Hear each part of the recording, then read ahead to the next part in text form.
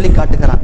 இந்த 6 அம்சங்களில் நாங்கள் உறுதியாக இருந்து, மிக முக்கியமானது 6வது அம்சம், எல்லாமே அல்லாஹ்வுடைய நாட்டப்படிதான் இந்த பூமியில் நடக்கின்றது. இதுல உறுதியாக இருந்தோம் என்று சொன்னால் எங்களுக்கு வரக்கூடிய கஷ்டங்கள், பிரச்சனைகள், அதற்கும் அல்லாஹ் தீர்வு சொல்கிறான். வஸ்தஈனு பிஸ்ஸப்ரி வஸ்ஸலாஹ்.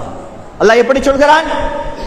இந்த விடயங்கள்ல நாங்க ஈமான் கொண்டு உறுதியாக எங்களோட உள்ளங்களை நாங்க கட்டுப்படுத்திக் கொண்டு இருக்கிற சந்தர்ப்பத்தில் ஒரு மூமினுடைய வாழ்க்கையில் வரக்கூடிய சோதனைகளை அவன் சாதாரணமாக கடந்து செல்வான்.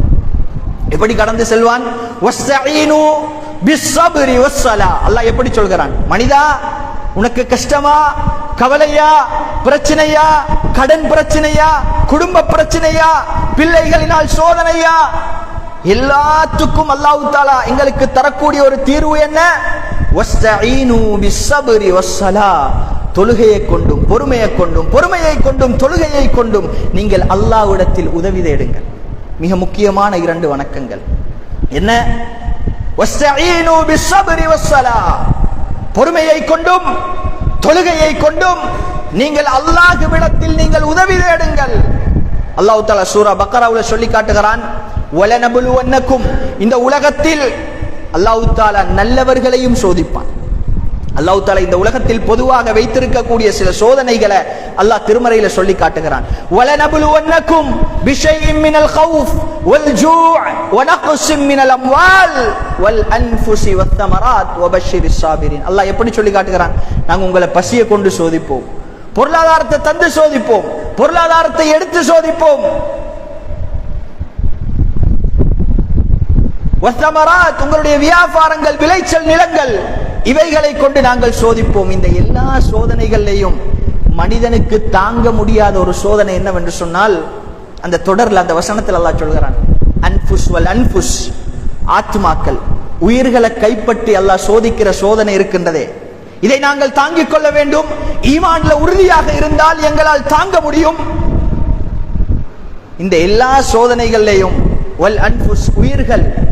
உதாரணத்திற்கு ஒரு குடும்பத்தில் தாய், தந்தை, பிள்ளை, இப்படி பரஸ்பரமாக நாங்கள் வாழ்கிற சந்தர்ப்பத்தில், இன்னும் சொல்வதாக இருந்தால் எங்களோட உள்ளத்தால மிகவும் ஒருத்தரை நாங்கள் நேசிச்சிருப்போம், அவரோட அன்பாக இருந்திருப்போம். எங்களோட குடும்ப உறவுகளாக இருக்கலாம், நண்பர்களாக இருக்கலாம். திடீரென்று அல்லாஹ் தஆலா இவர்களுடைய உயிர்களை கைப்பற்றுவான், இவர்களை மரணிக்க செய்வான்.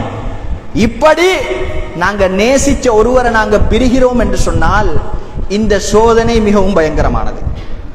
சில மனிதர்களால் இதை தாங்கிக் கொள்ள முடியாது.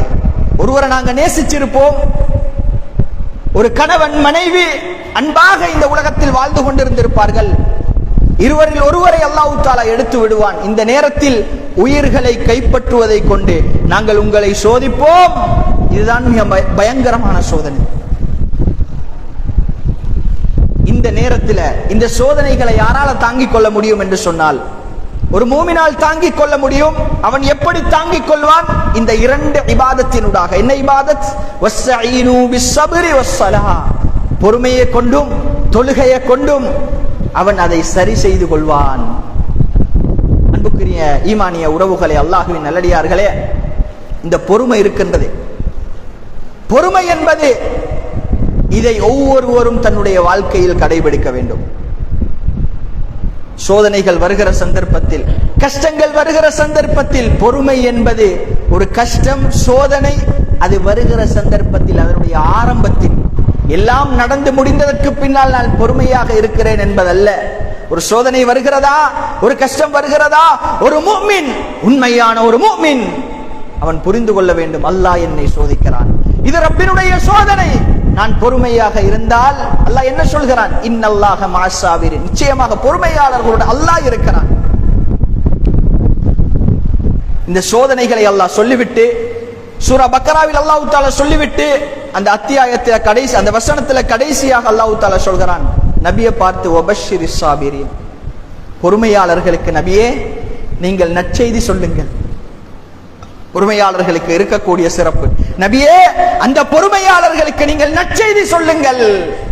வபஷ்ஷிரிஸ் ஸாபிரீன் அல்லதீன இதா அஸாபத்ஹும் முஸீபா, அவர்களுக்கு ஒரு துன்பம் ஏற்பட்டால், அவர்களுக்கு ஒரு கஷ்டம் ஏற்பட்டால், காலு அவர்கள் என்ன சொல்வார்கள்?